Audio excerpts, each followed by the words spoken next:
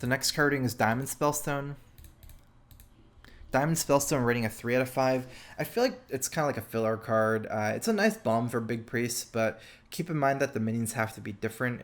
So if you just have like one Ysera or like one Barnes and another minion, it's not like you can get two Yseras and things like that. And I can see this card being a one of in some Big Priests, replacing cards like Free from Amber. But for the most part, Free from Amber is already being cut in these lists, and you don't really need more threats. I think it's just too much of a win more. Like, you already had to have played a bunch of high mana, like, big minions, and at that point, and you have to cast all these spells. Yeah, like I said, I can see it being a one of in Big Priest, but not a two of, and it's kind of like a filler card where you'd be cutting it a lot if the meta is too fast. Next card ring is Twilight Skull. Twilight Skull, I'm rating a 4 out of 5. This rating is based on the assumption that the card cannot resurrect the same minions twice unless 2 copies of it died. The rating is for a Quest Priest running a N'Zoth, or at least a N'Zoth Razakis Priest. I feel like it's definitely a really good addition to a control deck like that. N'Zoth in the current meta has to really be game ending, or at least a huge play, because a lot of there's definitely a late game power creep. If anything, like, the recent trend of Hearthstone has been like early and mid game hasn't really been power creeping that much, but like late game has definitely been power creeped a lot. That makes sense because it doesn't, like, if you power creep late game, it doesn't really affect like slow decks against fast decks because the late game is irrelevant, and it barely affects slow decks against like mid range decks too. It's really like control v control that the power creep has been most prevalent in, right? With Death Knights and things. Death Knights are like all 5 out of 5 rating in my rating system, at least from what I think. At least almost all of them are. At least the Mage Death Knight, Priest Death Knight, Warlock Death Knight are all 5 out of 5. And basically N'Zoth is like kind of slow because N'Zoth is actually not that strong compared to Death Knights unless you hit a ridiculous amount of minions, and Twilight's Call can really accelerate like how early you can play N'Zoth. Like, it's not even that frequent that you can play N'Zoth in turn 10 and feel super good about it. The other implication of Twilight's Call is it gives Quest Priests a much better chance at completing the quest against aggro. Like, you almost never got to complete the quest against aggro as Quest Priest before, which made the deck kind of like not a really good deck. But the fact that Twilight's Call can accelerate that so fast means that I feel like you actually have a decent shot at completing the quest and healing to 40. Most of the time early when you play Twilight's Call, I feel like you'll hit Crystalline Oracles and Hoarders. That's pretty okay. Maybe like Mistress of Mixtures. And then later on you can hit things like Karen and Statue. The value-wise card's okay, but I think it's just the big implications are it helps the speed of the quest and it helps N'Zoth a ton.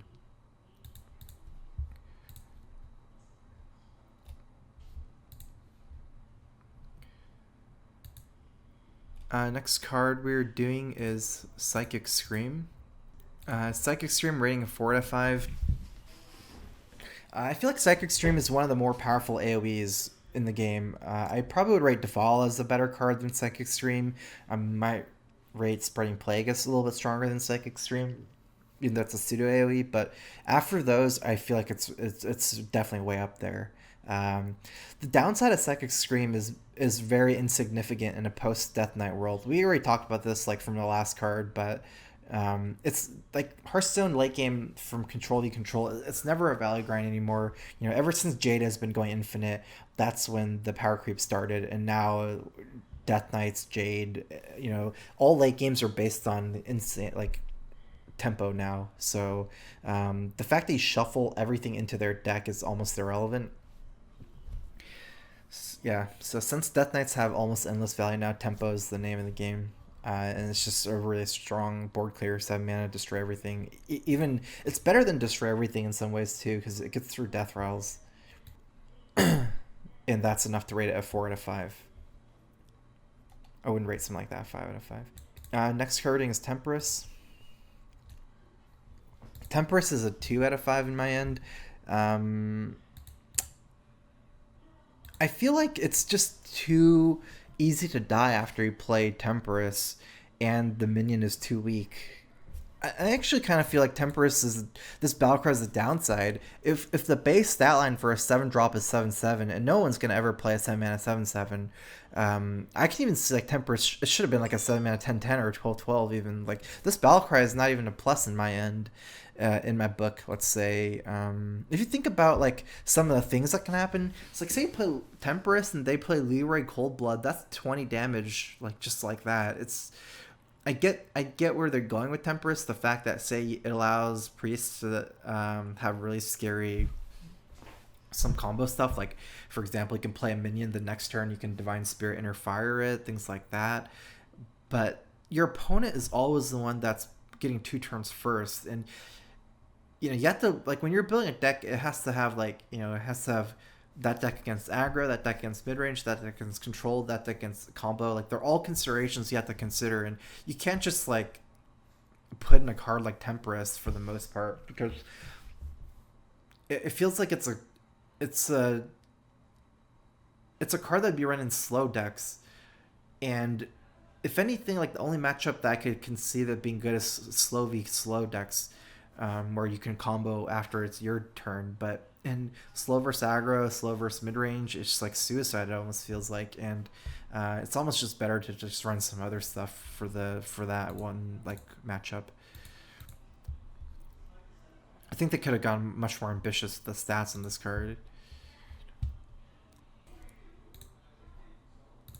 The last priest card we're doing is Dragon Soul. Dragon Soul, I'm rating 2 out of 5. I think 3 spells in 1 turn is way too high of a requirement. Playing Dragon Soul on curve has almost no follow-up the next turn. Like, if you play turn 3 Dragon Soul, you can't play 3 spells in turn 4 for the most part. It's too big of a requirement. And basically leads mostly to late game combo potential with Dragon Soul, and having to set up a Dragon Soul beforehand makes it feel like kind of like a weak quest that you don't, and it almost seems like you never get immediate value from Dragon Soul, and it's like a 3 mana quest that kind of is weird. I feel like Dragon Soul almost should have been made like every 3 spells, not 3 spells in 1 turn. 3 spells in 1 turn, like, kind of turns this card into only a combo only deck. And if you're already playing 3 spells in 1 turn, like say you play Lyra Sunshard, Lyra the Sunshard and Radiant Elemental, like those, in those situations you probably already won. And for Dragon Soul in more of like a normal deck, it's like unplayable because you have to play 3 spells in 1 turn. It's just too much. If you only get 1 Dragon Soul proc off the whole game for 1/5/5 for 3, that's so underwhelming. How many spells do you even have as a priest? Maybe something like 10? And your whole deck? Like, and how often are you playing 3 spells at the same time in a normal deck? Next we're doing Cobalt Illusionist. So we're going into rogue cards. Cobalt Illusionist rating 2 out of 5. I feel like it mostly has implications with death rolls, since cards like Malygos and Gadgetzan can be countered by just killing Cobalt Illusionist on your opponent's turn and then killing the 1/1 immediately. If they just kill on their turn, you don't actually get any value from Gadget or Malygos, things like that. For Jade Rogue, I feel like it needs much more than this to be able to become competitive, and it kind of leads this card not really having much of a home anywhere. Death Rattle Standard is pretty weak right now, or even recently, especially after like Sylvanas has been removed. Like Death Rattle's like tribe has been getting, it's not really good. It's much easier to play a rogue based on Battlecry, which is kind of what Tempo Rogue is right now, with Shadow Steps and things like that. I don't think it's a very good card. Next we're doing Sudden Betrayal. Sudden Betrayal, I'm rating 2 out of 5.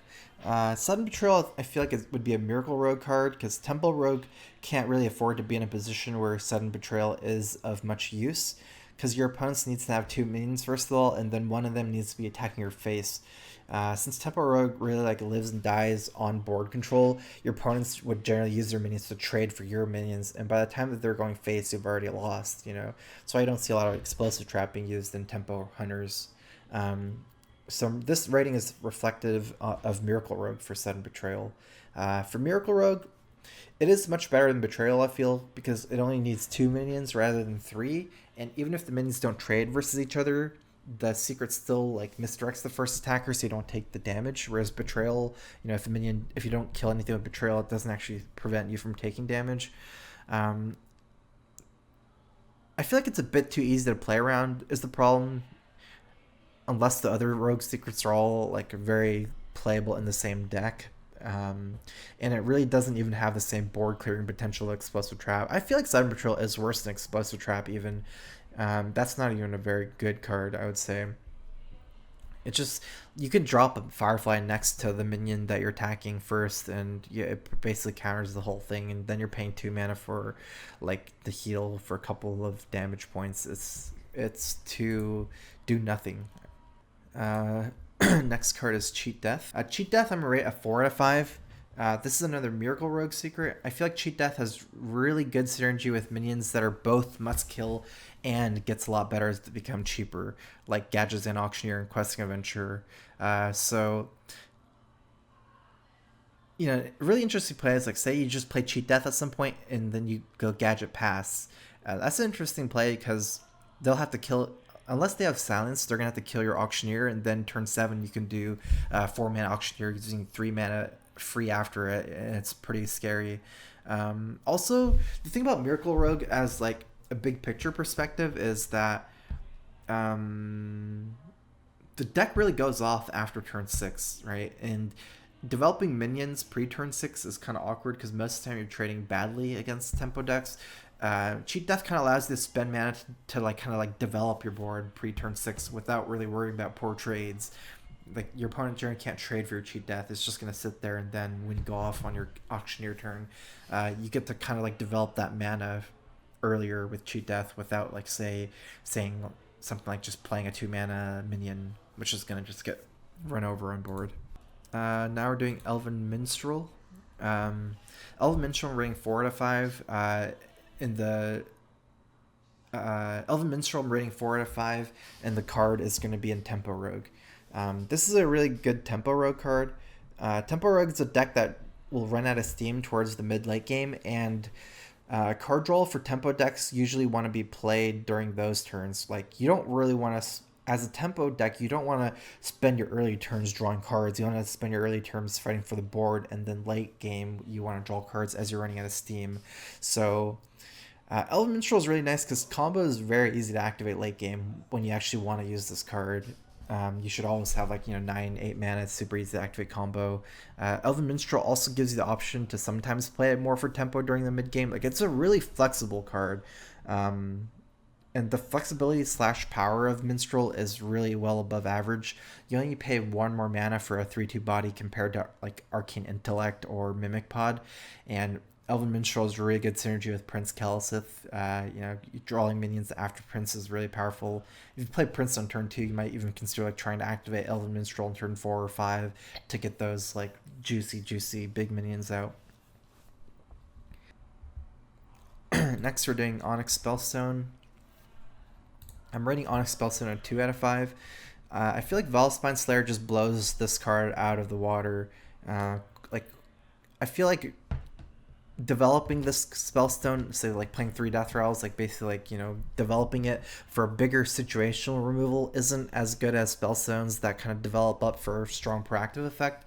Like, I feel like if you're putting so much effort into this, a Spellstone, it's much better for it to be a proactive, like a bomb, rather than like a removal effect. It's also way easier to build. Like I talked about a little bit about this before, but Rogue has inherently much better synergy with Battle Cries than Death Rattles.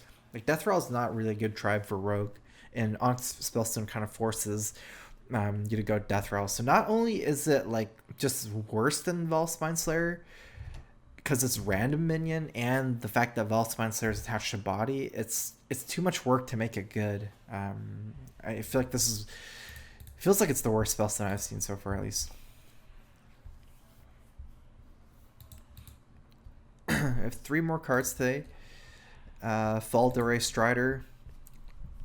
Falderay Strider I'm rating a 4 out of 5, and this rating is for Miracle Rogue.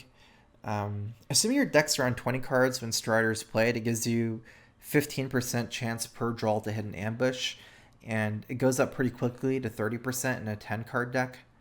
I think it's a great Miracle card because it gives you a solid 4-drop that basically doubles up as a free Arcane Giant and a little bit more sometime down the road. Miracle Rogue's a deck that's cycling through their deck very fast. 3 4/4s is even stronger than an Arcane Giant, and you get the 4-mana 4/4.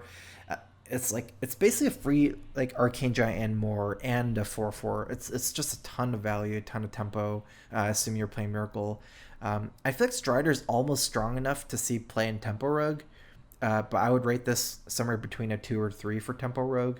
That says a lot about it because Tempo Rogue's deck was 0 card draw, and it's almost like a 3 in that deck, which is playable. I think this card's really good, basically, but it's like very, very good for Miracle Rogue. Next, we're doing Evasion. Evasion I'm rating a 3 out of 5. I feel like it has a lot of synergy with Vanish and the Death Knight. It kind of allows this kind of Miracle Rogue to be effectively immune for a couple turns before resetting the board with Vanish, and it allows Rogue to play very aggressively when you have Evasion up. By aggressively, I mean you can play a lot of like strong non-taunt minions, and you don't really have to worry about dying in those turns.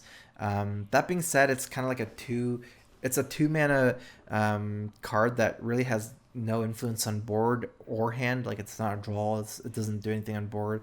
And Rogue in Standard has nothing to cheat secrets with, like Arcanologist. And it is weaker than Ice Block, like almost strictly in some ways. Actually, that's not true. But still, I rate it 3 or 5. I certainly think it's playable, but I'm not like completely sold on this kind of like Death Knight Evasion Miracle Rogue with Vanish. At best, it's like a fringe deck that has been played before when Druid is super popular. I guess the point of it is it's more of like a counter queuing deck, if anything, because it's really good against decks that are like very board centric, but only against decks that are really board centric. The last card we're doing is Sonya, Shadow Dancer. This card I'm rating a 4 out of 5. It's very similar to Cult Master, but it has a very roguish feel to it, and it has some big implications for Quest Rogue. So some of the cards that are better in a 1/1 for 1 form are going to be Bone Mare, Cairn, Van Cleef, Questing Adventure, Valspine Slayer, and Prince Kelsith. Those are cards off the top of my head that are better as a 1-mana 1/1. Other cards like SI7 Agent, Patches, Swashbuckler are like a wash, or they're the same as a 1-mana 1/1. Also, Sonya, Shadow Dancer plus Elven Minstrel can give Tempo Rogue a huge amount of lasting power in the late game while keeping their tempo very similar. So yeah, I think this is a pretty like powerful card. Pretty much as good as like Target Creeper and Bone Mare are in Quest Rogue, and that's saying a lot. So I guess this, I think Sonya is better than. Ooh, my memory is kind of bad. I think Sonya is better than the 3-mana 2/3 Stealth Legendary that Rogue has, but not as good as Van Cleef. But yeah, it gives Tempo Rogue's starting to have like a really like decent late game with Elven Minstrel and Sonya, like a lot of card draw, but nothing crazy like N'Zoth or Raza plus Death Knight.